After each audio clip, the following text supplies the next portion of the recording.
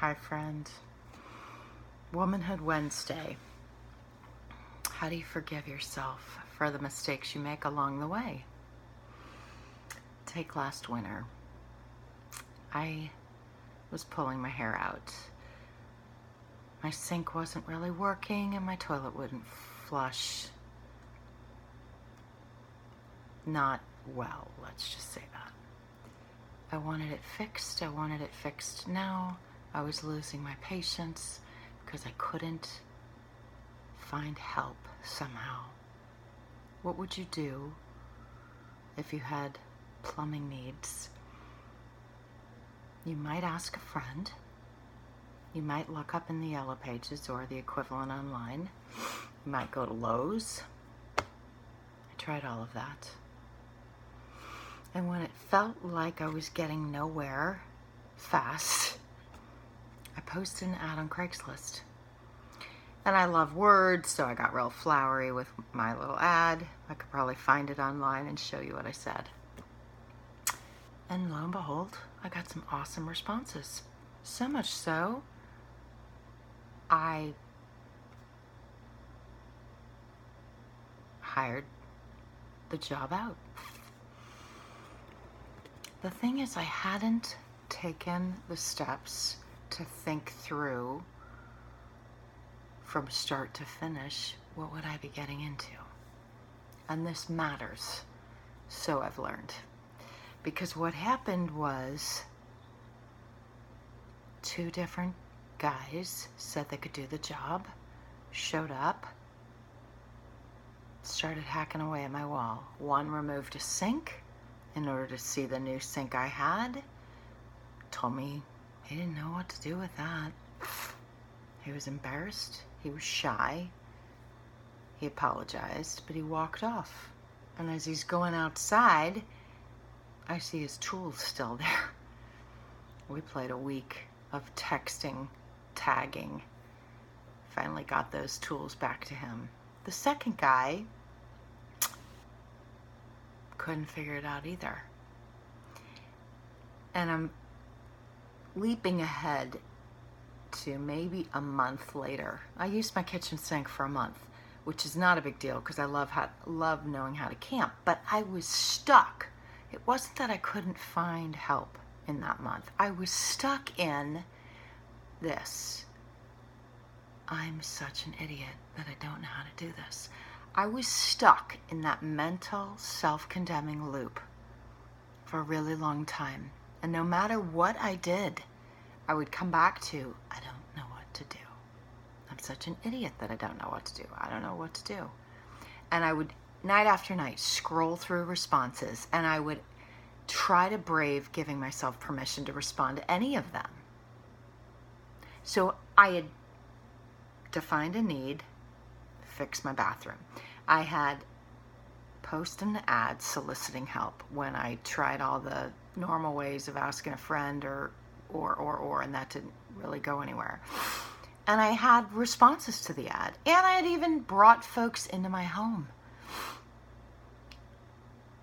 But I was on strike 2, and I didn't know where to go, what to do next. And I was in that stuck place of, I'm such an idiot. Now, there's a lot of things that I've gotten mentally stuck and stagnated by. One of the biggest things, though, is admitting and seeking help again and again and keep trying. And weird things happen when you're stuck in, I'm an idiot. All of a sudden, everyone around you can seem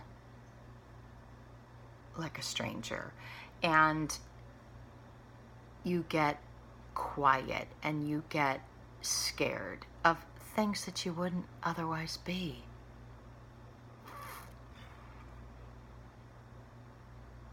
And reasoning practically doesn't help. I'm not a plumber. I don't have training. This isn't something I would have learned how to do by myself or known how to do myself. But you can tell yourself that gets you nowhere.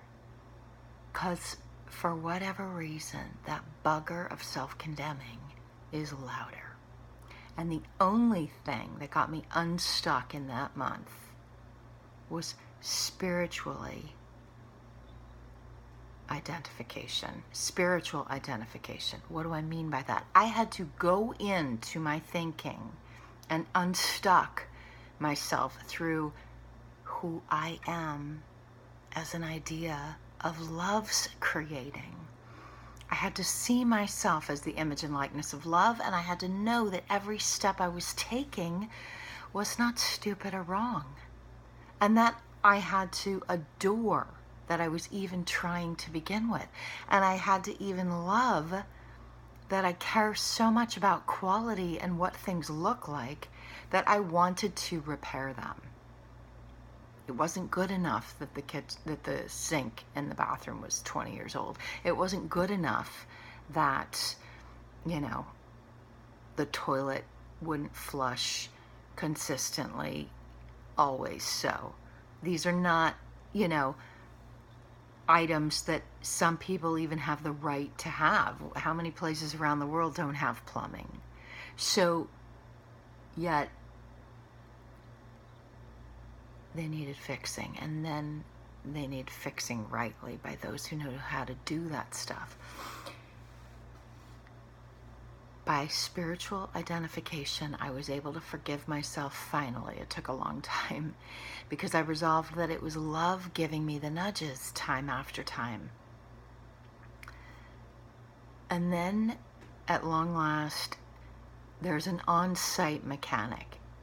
And he had been on top of the roof hacking away at the ice, but I was able to catch him one Saturday. And I just said, can I bring you up to my bathroom? Can I show you this mess? Can you tell me what your best sense is and what I should do next? And sure enough, within a week, he was in that bathroom and he fixed it all. I got the mirror in place. I got the sink on the wall. I got the toilet redone, fixed. And mentally I could move on, but the real renovating that happened in those moments was forgiving myself of believing I was an idiot. So why this poeming and sharing story now on Womanhood Wednesday? Because I'm in the midst of kind of doing similar things. But this time I've thought it through a little bit more. And yet, you better believe the condemning stuff is still banging on the door. When we take steps we haven't taken before, there is a tendency with the genuine sensitive hearts out there to be sabotaged mentally by the stuff that trips us all up. You're stupid, you're naive, you're alone, you can't figure this out, you don't have enough educating, you don't have enough experience, you can't do this on your own, all that stuff. And that mental opposition can feel like the thickest brick wall or cement wall. But spiritual identification heals it all. And wisdom comes the second time and the third time and the fourth time around. So now, not only am I posting ads to Craigslist, but I'm asking to interview the people who respond. I want to go to their job site. I want to see them in action. I want to observe the quality of their thinking and the quality of their skillmanship, and then choose out there in the public whether or not I will invite them into my condo, and then choose if this is someone with whom I wish to work and move forward and go. And that's a learning curve for me, because back in winter I didn't even think to go to their job site and see them. But that is going to take more courage, right? And it's going to expect that I will invest the time. But you believe me when I say I'll stop at nothing to make sure someone I work with works in a quality way. Quality of thought, quality of skill, quality of devotion matters so much to me. And I won't always be able to troubleshoot what the person will get into or not when they actually come to the job site. But if I don't at least go see them in action, it's a little bit foolish to expect skillmanship if I haven't observed it. Credentials matter, titles do too, but I need to see the person's thoughts in action in order to choose. And this is not naive, and that is not superstition or being obsessive with detail. It matters so much. So if you are in the midst of trying something new, or if there is something that you want to do, but you're feeling all that self-sabotage intimidate you, try spiritual identification. Define yourself as an expression of love.